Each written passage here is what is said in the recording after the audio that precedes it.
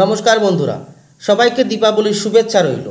যে পাকিস্তান ভারতকে two front ওয়ারের ভয় দেখাতো, তারা এখন নিজেরাই টু ফ্রন্ট ওয়ারের ভয়ে দিশেহারা।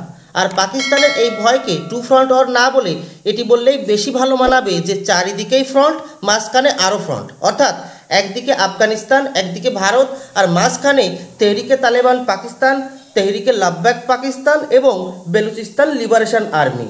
এরকম পরিস্থিতিতে কারো মাথায় ঠিক থাকার কথা নয়। আর ঠিক এটি হচ্ছে পাকিস্তানি সরকার এবং সেনার সাথে। পাকিস্তানের ডিফেন্স মিনিস্টার খাজা আসিফ বলেছেন যে আফগানিস্তান এখন ভারতের কোলে বসে আছে, আর ভারতেরই ইশারায় তালিবান পাকিস্তানে অ্যাটাক করছে। আর শুধু যে অ্যাটাকই করছে তা নয়, তালিবানরা পাকিস্তানি সেনার প্যান্ট খুলে নিয়ে আফগানিস্তানে গিয়ে বন্দুকের মাথায় বেঁধে মিছিল করছে এবং 10 টাকায় সেই প্যান্ট বিক্রিও করছে। তো এই হলো পাকিস্তানি সেনার অকাত। যাই হোক, এইসব ভিডিও দেখার পর পাকিস্তানি সেনা নিজেদের খিস মেটানোর জন্য সিজফায়ার উল্লঙ্ঘন করে আফগানিস্তানের ঘরোয়া ক্রিকেট খেলোয়াড়দের জেনে বুঝেই টার্গেট করে নৃশংস হত্যা করেছে। পাকিস্তান চেয়েছিল এমন একটি টার্গেটে হামলা করতে যেখানে হিট করলে ব্যথা সোজা ভারতের বুকে লাগবে। আর সারা দুনিয়া জানে যে ভারত আফগানিস্তানের ক্রিকেট টিমকে কিভাবে নিজেদের ভাই হিসাবেই ট্রিট করে। আফগানি ক্রিকেট টিমকে শক্তিশালী করার জন্য ভারত কিভাবে মন খুলে সহায়তা করে চলেছে। আর ঠিক এই কারণেই আফগানি ক্রিকেটারদের হত্যা করেছে পাকিস্তানি সেনা। আর এই ঘটনাটি পাক আফগান বিরাদারির কফিনের শেষ পেরেক ঠুকে দেওয়ার মতোই। এখন আর পাকিস্তান চাইলেও আফগানি লোকেদের মন থেকে পাকিস্তানের প্রতি তীব্র ঘৃণাকে সরাতে পারবে না। যাই হোক, অপারেশন সিঁদুরে পরাজয়ের পর নিজেকে নিজেই প্রমোশন দেওয়া পাকিস্তানের ফিল্ড মার্শাল আসিম মুনির আবারও তার দুর্গন্ধযুক্ত মুখ খুলেছেন। তিনি আবারও পরমাণু হামলার ধমকি দিয়েছেন ভারতকে। তার মতে ভারতের যে কোনো স্থানে পরমাণু হামলা চালানোর সক্ষমতা রয়েছে পাকিস্তানের।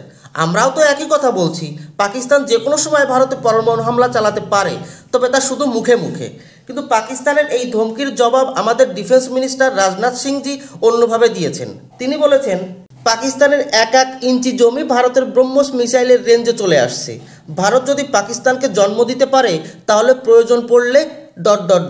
আর এই ... পূরণ করতে কারো কোনো জটিলতা হবে বলে মনে হয় না। যাই হোক, পাকিস্তান এখন নিজেই স্বীকার করে নিয়েছে যে তালিবানদের সাথে এদের সম্পর্ক আর কখনোই ভালো হবে না। হ্যাঁ, এই একটি বিষয়ে পাকিস্তান খুব সঠিক বুঝেছে। তা না হলে পাকিস্তান সারা জীবনই ভুলভাল বুঝেই আসছে। আর এদের লেটেস্ট ভুল ছিল এটা ভাবা যে পাকিস্তানকে যে দেশই কুটতে আসবে, সৌদি আরব পাকিস্তানের হয়ে অ্যাটাক করা সেই দেশের সামনে এসে দাঁড়াবে। যাই হোক, পাগলের খুশি মনে মনে। তবে আফগানিস্তানে ভারত যেভাবে একই সাথে পাকিস্তান, চীন এবং আমেরিকাকে কাউন্টার করলো, তার কৃতিত্ব অবশ্যই আমাদের প্রধানমন্ত্রী নরেন্দ্র মোদীর স্ট্র্যাটেজিক দূরদর্শিতাকেই দেওয়া লাগবে। তা সে আপনি মোদীজিকে পছন্দ করুন আর নাই বা করুন।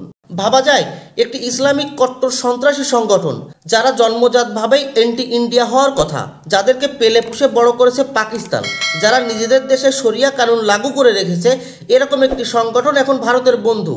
আর তালিবান ভারত বন্ধুত্বের আধার হলো বিশ্বাস। তালিবানরা বিশ্বের কোনো দেশ, কোনো সংগঠনকেই বিশ্বাস করে না, অথচ তারা বিশ্বাস করছে একমাত্র ভারতকে। আর এই বিশ্বাসকে অর্জন করা লেগেছে ভারতকে।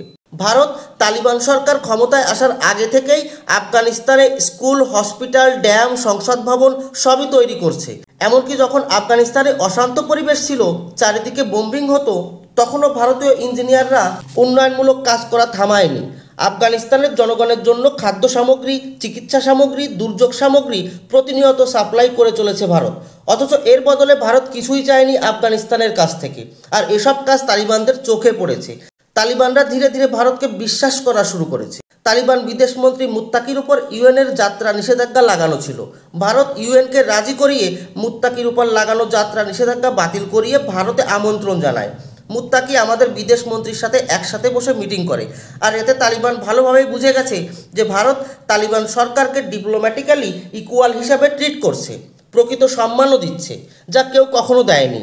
আর এর বদলে ভারত তালিবানের কাছ থেকে কিছুই চায়নি। তাই তো তালিবান না চাইতেই ভারতকে সবচেয়ে বড় উপহার দিয়ে দিল। প্রথমত, তালিবান বলেছে যে কাশ্মীর ভারতেরই অভিন্ন অঙ্গ। অর্থাৎ কাশ্মীরের সাথে আফগানিস্তানের যে সীমান্ত শেয়ার হয়, অর্থাৎ ওয়াখান করিডোর, এখানে দাঁড়িয়ে তালিবান ভারতকে ডাকছে যে আসুন একসাথে চা খাই। আর ভারত যেদিন পাকিস্তান অকুপাইড কাশ্মীরের ভেতর দিয়ে আফগানিস্তানে চা খেতে যাবে, সেদিন থেকেই ভারত আফগান সীমান্ত প্র্যাকটিক্যালি অ্যাক্টিভ হয়ে যাবে, যা এখন শুধুমাত্র সময়ের ব্যাপার। এবার ভাবুন, চীনের সিপিইসি প্রজেক্টের ভবিষ্যৎ তাহলে কি? চীনের সিপিইসি প্রজেক্ট পিওকে হয়েই তো যাচ্ছে।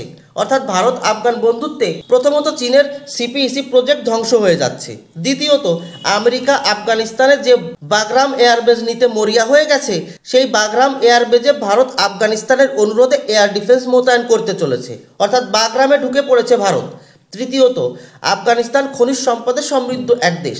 চীন অনেক চেষ্টা করেছিল তালিবানদের পটিয়ে ঋণের জালে ফাঁসিয়ে এই খনিজ সম্পদে দখল দিতে, কিন্তু ওই যে আগেই বলেছি তালিবানরা কাউকে বিশ্বাস করে না, তাই চীনের সাথে তালিবান কোনো ডিলই করেনি। আর এখন তালিবান সরকার ভারতকে আমন্ত্রণ জানিয়েছে ভারত যেন আফগানিস্তানের খনিজ সম্পদ আহরণে বিনিয়োগ করে, অর্থাৎ এখন থেকে আফগানিস্তানের খনিজ সম্পদের সম্পূর্ণ কন্ট্রোল থাকবে ভারতের। আর এই ডিলের মাধ্যমে ভারত তার এনার্জি চাহিদাকে সিকিউর করে নিল। সব মিলিয়ে আফগানিস্তান থেকে চীন, পাক এবং আমেরিকা আউট হয়ে গেল। আফগানিস্তানের ভূমিতে এখন ভারতীয় পতাকা গর্বের সাথে উড়তে থাকবে।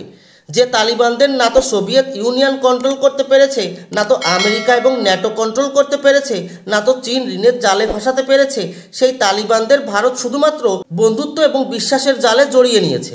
আর এটিকেই বলে নতুন ভারতের চাণক্য নীতি। ধন্যবাদ। জয় হিন্দ।